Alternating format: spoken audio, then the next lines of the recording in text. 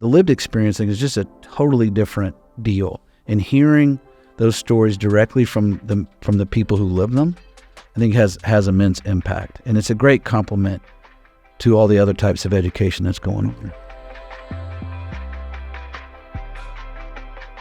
Welcome to the EPIC PGAM Podcast. And for those of you listening, PGAM stands for Problem Gambling Awareness Month. Our guest here is Mark Hicks, Managing Director of Enforcement Development for the NCAA, a trusted partner of EPIC Global Solutions. Mark, how are you? I'm doing great. Thanks for having me today. It's great to have you on. To get it kicked off, could you just talk a little bit about the relationship between the NCAA and EPIC? Yeah, so I think it started around 2019, and credit the good work of some of my former colleagues and Paul and the EPIC team and Intain Foundation, all working together with a vision of how to support an lived experience education program for the NCAA. And so we've seen it grow. I think this has been tremendous. So can't thank EPIC enough. Yeah. So, with that growth over the last 5 years, right, from what was maybe an informal relationship to where it is now, what are some of the goals you see for this program going forward? We got a ton of kids, ton of student athletes, 500,000, over 1,000 schools. And so I think reaching as many of those people as possible is the primary goal, right? On top of it, we turn over student athletes every 4 to 5 years. So you're constantly having a new audience and a new cohort that's coming in. So constant, continued education amongst that community is essential. Yeah. So I think the number I've seen is that EPIC has touched about 50,000 of those 500, so maybe 10%. So what would you say is the path forward to just reaching more? Yeah, so we need continued funding, continued support and innovation from EPIC, and the ability just to continue to get our partners out on those campuses in front of people. I'm encouraged by some of the efficiencies that as EPIC grows and learns how best to do its work in a growth time period, that we're learning ways to take advantage of regionalizations and the time that you guys spend on campus. So exciting times, but super important work for a lot of people. Yeah. So for the benefit of those listening, could you just talk a little bit more about the current delivery model, what that looks like? Sure. I've had the good fortune of being in many EPIC sessions with a lot of different presenters, and in some cases even taking part in those. And the lived experience model is so different than any of the other types of education that we do, that our schools do, our partners do, in other respects. So it's a great complement. But the personalization and the telling the stories really brings the issue home. And while we've got again tremendous partners in the integrity service space, there's a lot of really good education that's happening. Our schools do a tremendous job, but the lived experience thing is just a totally different deal. And hearing those stories directly from the people who live them, I think has immense impact. And it's a great complement to all the other types of education that's going on. Yeah. As a lived experience facilitator myself, I see that firsthand. And I guess that kind of leads me into my next question or two. I've only heard and experienced positive feedback, right? So there's really two stakeholders in that, right? One is the student athletes, obviously. One is the schools themselves, the administrators. So can you talk about the things that you're seeing and hearing back from the schools first? What are you hearing from them? It's all been positive. I've not heard a single negative thing. And I think it's what I said just a minute ago. I think the personalization sets the lived experience model apart, and it's a personal piece, but it sets it apart from the other types of education. Look, there's a lot of education that happens around NCAA rules. Schools have a responsibility to educate their student athletes and their staff, and they do it, and especially around the sports wagering space, they do a tremendous job. But this is just different, and I think our schools recognize that, and it is truly a really good complement to all the types of education that can be boring around compliance and rules and all that, right? Yeah. So I get it, but we got to do it, and we need to do it, and that's fine. But you guys just offer so much a different experience that I think hits people in a different way. Yeah. Again, my experience says exactly the same thing. Kids get hit with so much compliance programming, right, at these schools. And I've learned this just by virtue of being on campus. Good. And the amount of compliance programming. But when they get something that's just a little bit different, it's not just telling them what they can and can't do, but it's actually kind of sharing with them real life experience that they can apply and use to be better people and be better, at what they do. I think there's a level of appreciation that they really sort of lean into. So that kind of leads to the next question, right? We live in a world where data and analytics is becoming a bigger part of every organization, right? And we collect a lot of survey data from the student athletes that we hit. So what are some of the observations or things that you're seeing, as a group from that feedback that you feel like you could take and we can use proactively?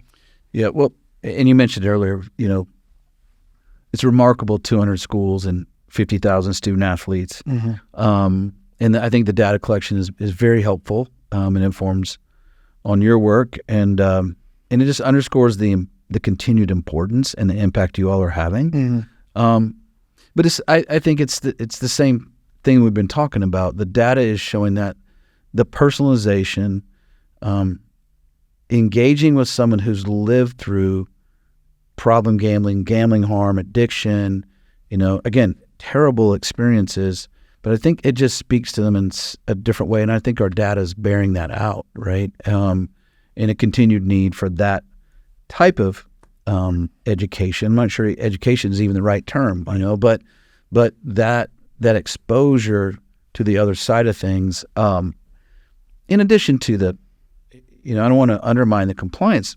aspect of this, because it is important to know the boundaries and the rules.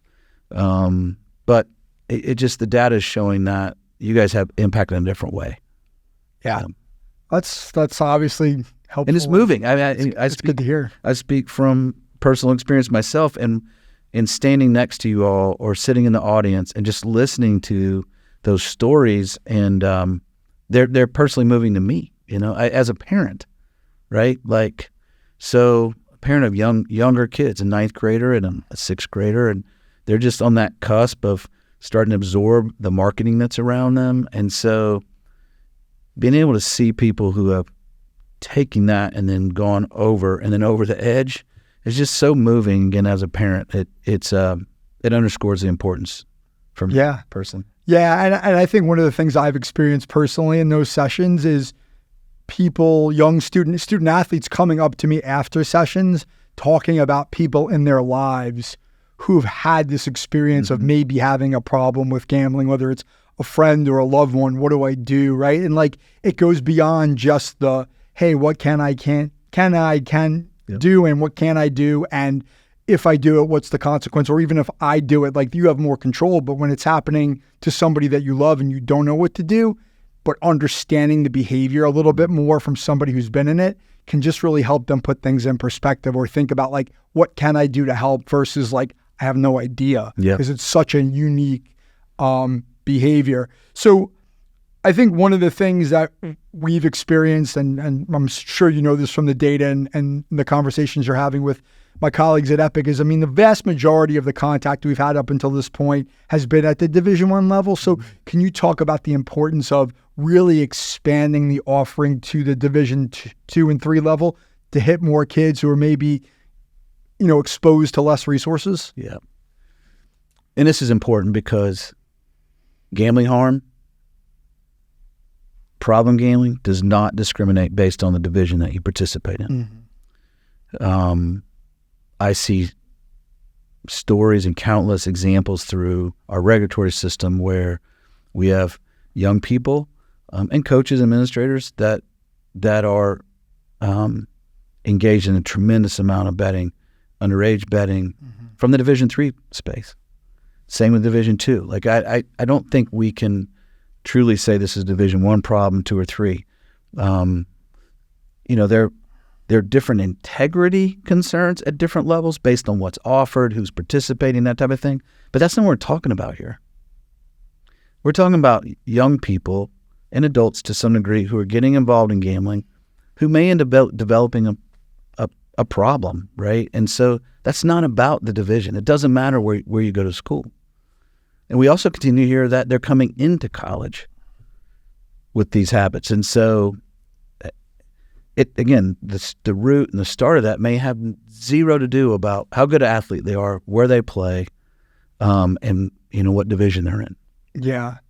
Yeah, and I think when we talk about the integrity side of it, whether it's manipulation of outcomes or we talk about harassment of student athletes who are engaged in sport where it's being wagered on, right? I think for the student athletes who maybe are outside that purview, meaning like they're not maybe as affected as by the integrity conversation, just understanding the nature of the behavior of people who gamble, right? They're getting to a point where they're reaching out to student athletes on social media, which is really a crazy thing if you think about it. Grown adults who are DMing student athletes because they lost $50, $100, $500 on a game, and they're going to go at this kid. The thought process of a gambler is just so unique and out there sometimes. I think it helps the student athletes kind of understand that even if I'm not breaking the rules, this is going to affect me. I think the other thing that I've heard, and I'm sure you're much more in tune with this than I am. I mean, I was at one school, Division I mid-major, where they had a baseball game, like a mid-major Division I, where there was $200,000 wagered on the game, and how much of a surprise that was for the athletic director. But I think what we're starting to see is not just men's basketball and men's football, but now other sports, baseball, women's basketball, down the line where you're going to be able to wager on more and more things where these kids are going to be put into the line of fire, right? And so educating them about that proactively, which is this is what this is all about. Yeah, and we're seeing an increase in markets offered around Division II football, volleyball, to your point, men's ice hockey, women's ice hockey, and I think as the globe becomes smaller, finding content to bet on during our time period when it's nighttime in Europe and other parts of the world, that continued amount of content for betting operators globally will just only increase that profile of NCAA athletics because it's something to bet on. When it's late at night in the UK, there's something to bet on that's happening, and it's something to bet on in the US, right? So, and they continue developing markets around these other sports. So absolutely. And again, we're seeing the growth of that market continue into the Division II space. Yeah. And I would imagine at some point, certain levels of Division III. Well, my personal opinion is my sense is as someone who used to gamble excessively and on pretty much anything that was available with streaming platforms, right? If you can watch on ESPN Plus, someone's going to want to be able to wager on it, believe it or not, right? And so that creates the opportunity to create new markets, right? Which to me is really, really scary to think about, but that's just the way commerce works in the United States. Right. And that's why the prevention piece of this is so important, right? Being ahead of the curve, right? So we were talking a little bit before we started to record about kind of the legislative regulatory space and where that focus tends to be. I know that when I go to schools that are in states where gambling is legal and regulated, there tends to be a higher priority, a more urgency around that because of accessibility. But that doesn't mean that students in other states where it's not yet regulated can't access it. Can you talk about that dynamic? Yeah, for sure. And we know North Carolina is getting ready to go here in the next couple of days or weeks. It's here. And you guys have been really active there at a number of schools in North Carolina, and I think that's great. It's kind of capturing that momentum and the proactivity, the work you're doing. So, but the other thing is what we know is a lot of NCAA athletes, student athletes, are underage. So whether it's in a regulated market or not, they're engaging in behaviors that are probably taking advantage of an unregulated market, right? And that could be in any state. So I think it's really important that we continue to educate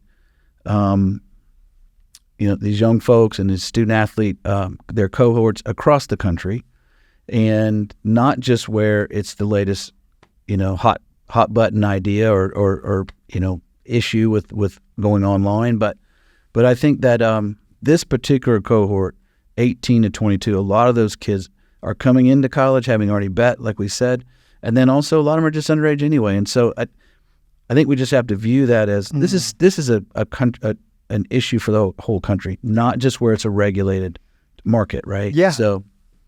Yeah, no, I think that raises a great point, right? In our materials, our presentation, we talk about the vulnerabilities, right? And honestly, I don't think about that fact that a lot of those kids who get to college have already been exposed to it. Mm-hmm. But now you put them in the environment where there's independence, and now we live in an NIL world where they might even have access to access funds. So their ability to gamble is actually much greater, and they already know where to look for it. So is there any data, do you have data to understand kind of which student athletes or how many of those student athletes are coming to campus with experience or knowledge about it before they even step foot on a campus? Our data, that's a really good question. And our last data set, and we've got a couple, and I can go into them. The biggest data set we have, the last big research study we did, where we surveyed in person about 20,000 student athletes,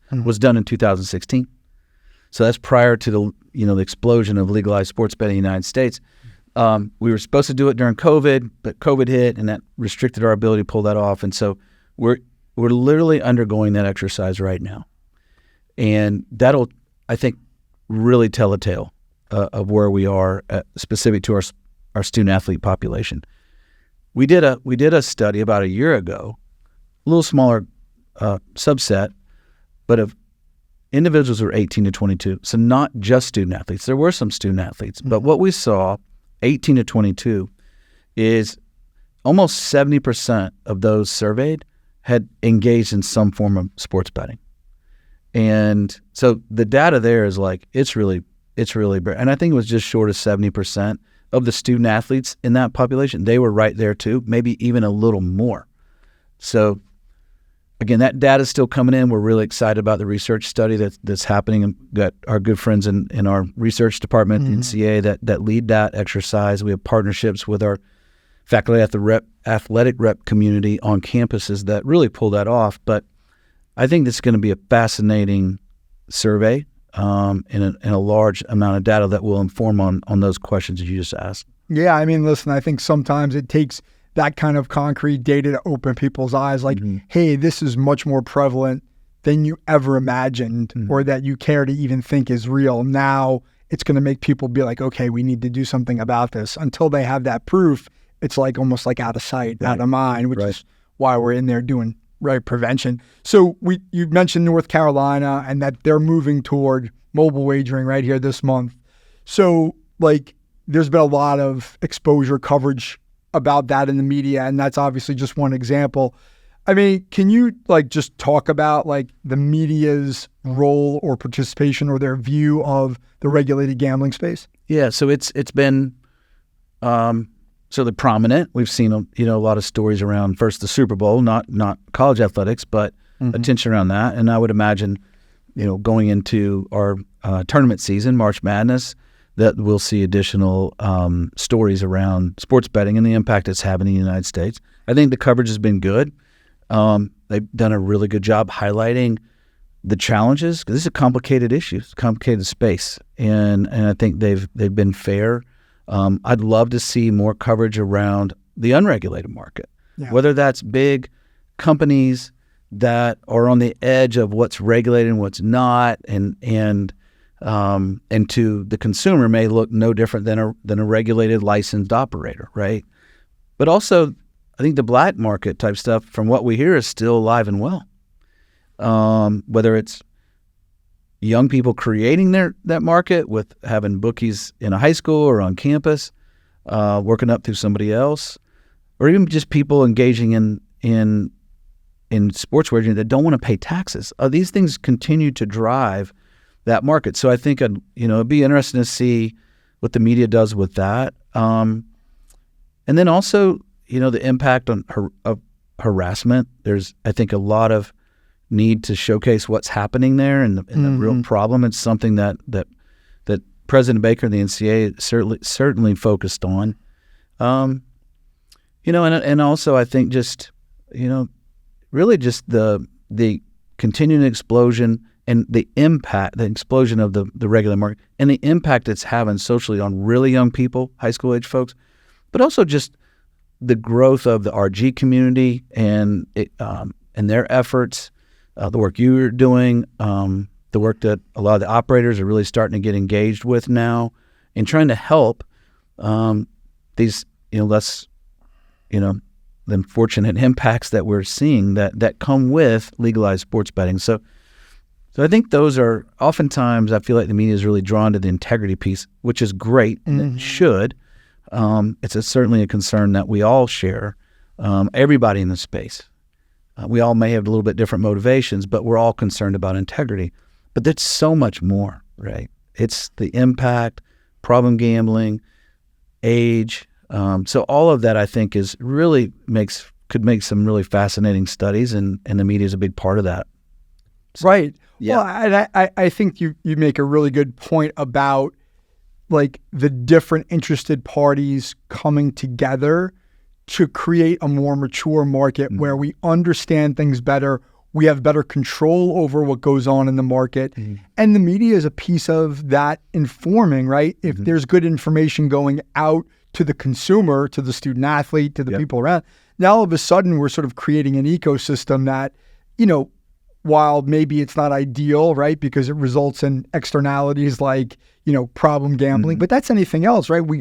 People can go to a liquor store and buy liquor, or people can get things that aren't good for them, but they can do it in regulation and moderation, because there's been a culture created around like, hey, this is how you get it. This is how you use it. These are the risks, right? Yeah. And I think that's what we're going through now with gambling. And we're sort of at the tip of the iceberg just because it's been brought to light through regulated markets. Yeah, in that time of evolution, albeit brief, but we're already seeing this immediate fast rush to the legalization, and now this other stuff coming in behind it, appropriately so. So I'm excited about a lot of that stuff being addressed.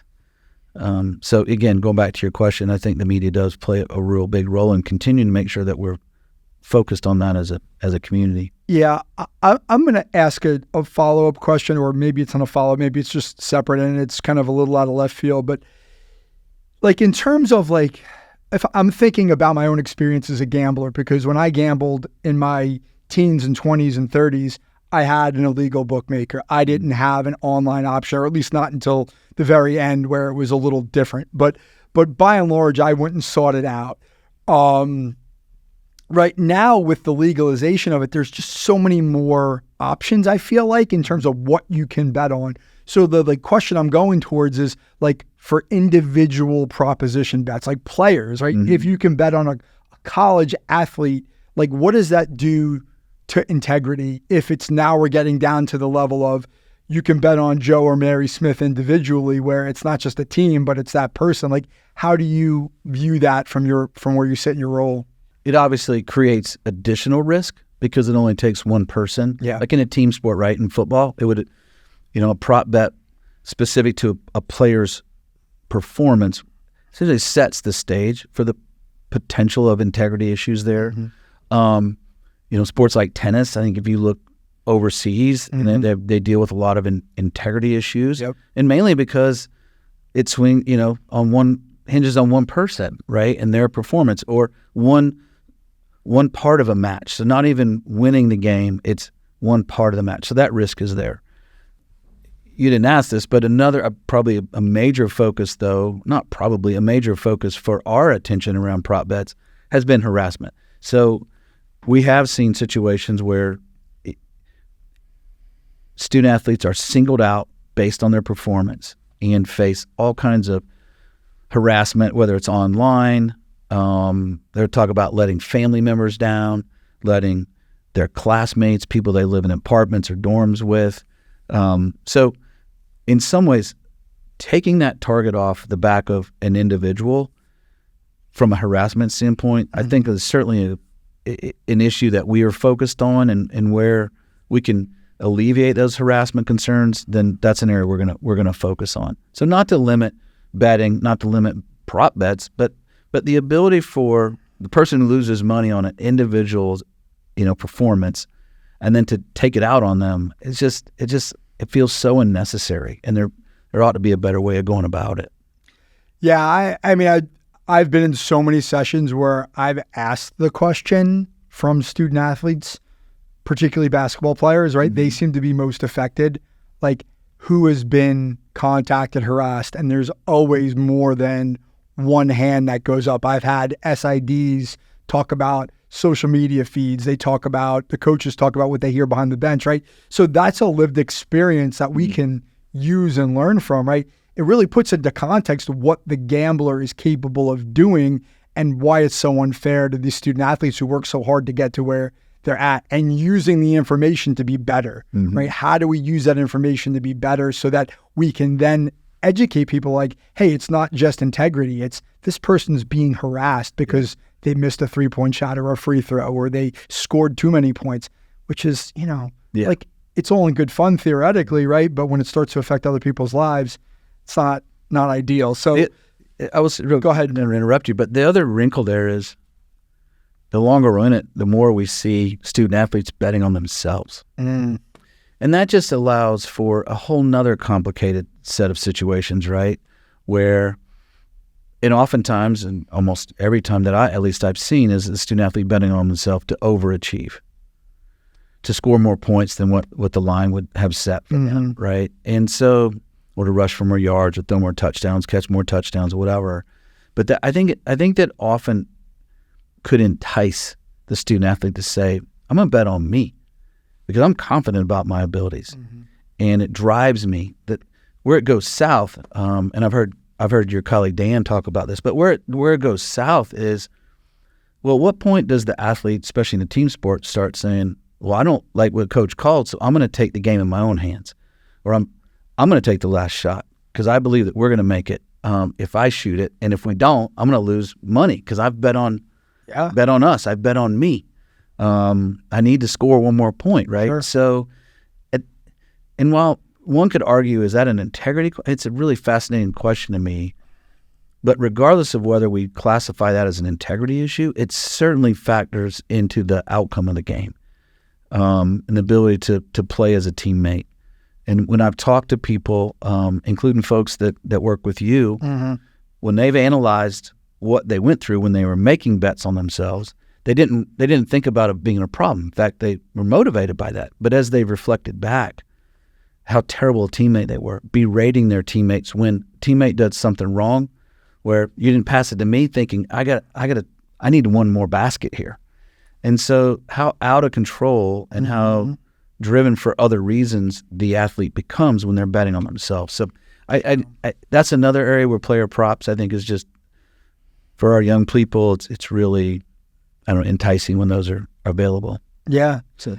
Yeah, and I think to extend that, point, it's just like from a performance standpoint, right? If somebody's gambling, not even on their own team or themselves, but if they're engaged in the gambling behavior that becomes a distraction that takes away from the team purpose. I've heard stories about athletes playing cards, right, with each other, which maybe isn't against the rules. Right. But one player owes another player money, and that creates a friction on the team, which then hurts the team and hurts performance, right? So, like, there's all these knock-on effects that we don't really think about, but, like, all of a sudden now you're talking about, like, this complex ecosystem of college sports, which everybody, loves and reveres, and now you've got all this complexity. How do we handle it? And it's brand new territory. So, like, that's what makes this work fascinating, but it also is, scary. Really important and can be scary at times when you're in the middle of it. So, as we wrap up, I would ask, what are your longer term hopes